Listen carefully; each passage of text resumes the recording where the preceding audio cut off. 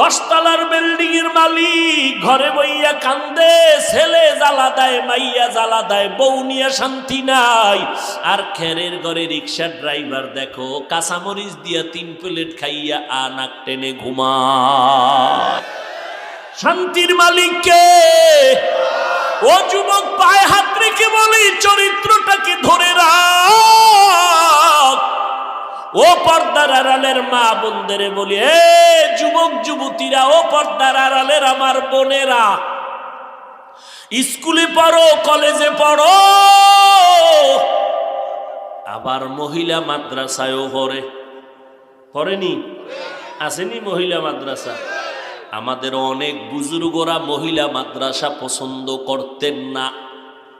মহিলা মাদ্রাসা, যদি মহিলা মাদ্রাসায় গিয়া যদি আল্লাহরে না পাও, ওই লেখাপড়া করে কোনো লাভ নাই।